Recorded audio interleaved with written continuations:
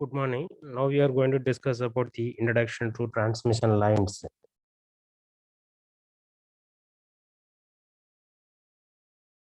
So the transmission lines, this is used to transfer the power from the generating station to consumer end.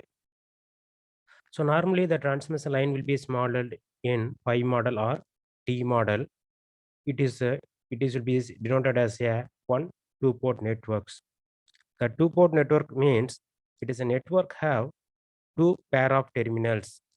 One pair of terminals is connected to the supply, that is called as the input port. Another one pair of terminals is connected to the load, that is called as the output port. So the input port is called as a sending end port. Output port is called as a receiving end port. Next, the transmission line includes two parallel wires. It consists of the coaxial cable or microstrip lines, optical fibers, and the waveguides. It have very high frequency and very low loss, and it is more and more expensive. So this is the specification of the transmission lines. Next, the property of materials used for the transmission lines. So we are using different type of materials we are used in the transmission line to transfer the power. Normally, are using for copper conductors, aluminum conductors are used for the transmission lines. So copper conductor is very costly, so they're used in the home appliances only, wiring purpose only we are using. But in transmission line, that is a bundled conductors will be used to transmit the power. Okay, this will be made up of aluminums. First one is a electric permittivity, that is called as epsilon. The unit is farad per meter. So the higher it is, the value of epsilon is higher, and the electric field induced is less, and low polarizations will be take place. For air medium, the permittivity equal to 8.854 into 10 power minus 12 farad per meters. So the epsilon is equal to epsilon naught into epsilon r.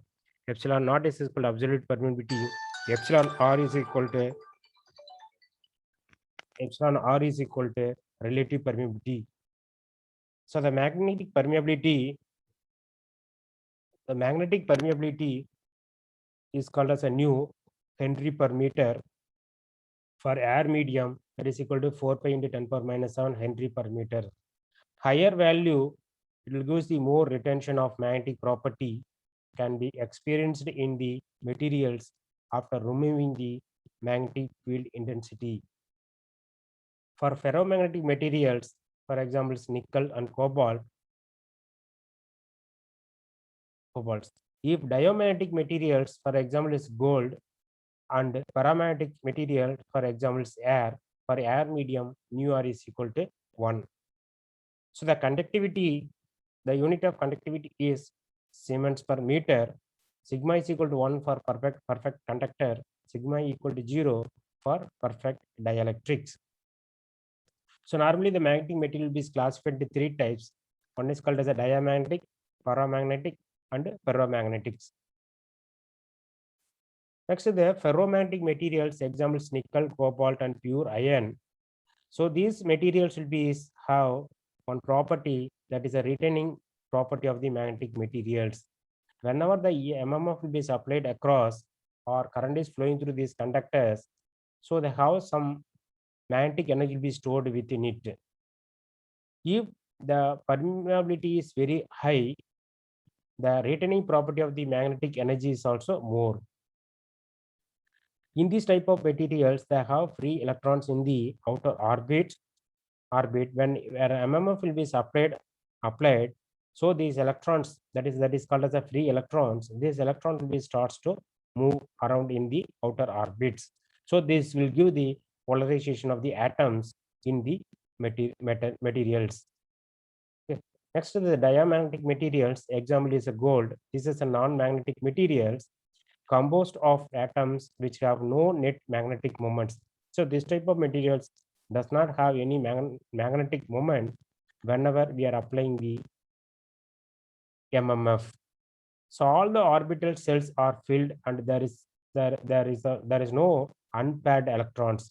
this outer orbit, these electrons will be filled. There is no free electrons in the outer orbits. So there is no net magnetic movement. When exposed to a field, a negative magnetization is produced. And nu r is equal to 1. That is slightly less than 1 for this type of materials. Next is the paramagnetic materials. Example of paramagnetic materials are air, aluminums. So this is a non-magnetic materials. Some of the atoms or ions in the material have a net magnetic moment due to unpaired electrons. So this is a partially filled orbits. Here, the magnetization is 0 when the magnetic field is removed. In the presence of magnetic field, there is a partial alignment of the atomic magnetic moments in the direction of the field, resulting in a net positive magnetizations. Here,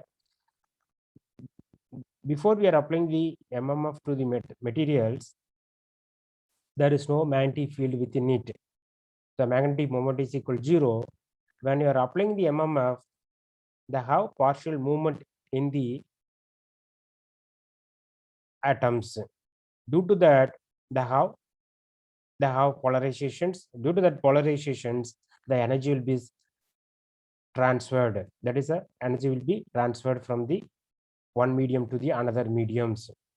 So if you have removed that one, so that the magnetic field will be becomes 0. Okay. For this type of materials, nu r is slightly more than 1. Next is the transmission line model. The transmission line model will be either as a T model or a pi model. In this T model or pi model, the resistance and reactance will be considered as the series element. The capacitance will be considered as a shunt element or parallel elements. The resistance, this is the property of the conducting material. It will oppose the flow of current. This is called as a resistance. And due to when the AC current is flowing through the transmission line, it produces a magnetic flux around the conductors. This magnetic flux will give the inductance property of the materials. So the capacitance, the property of the capacitance is it is a one conducting material is placed in between in the dielectric mediums. That is called as a capacitance. So in a transmission line, the two conductors are placed in the air mediums. That will give the capacitance effect. The capacitance will be calculated from the one conductor to the another conductors are conducted to the ground. That is a ground capacitance. Normally, the clearance between the conductor to ground is very large. So the ground capacitance will be negligible. So this is a resistance, inductance, and capacitance for the transmission line model. Okay, when we are applying the DC supplies applied to the transmission line, here the inductance and capacitance effect will be very negligible one, that will be 0. Inductance capacitance effect will be 0. Otherwise, the lower frequency supplies will be supplied to the transmission line. The inductance and capacitance effect will be very low. That is a negligible one that can be ignored. So this is the modeling of the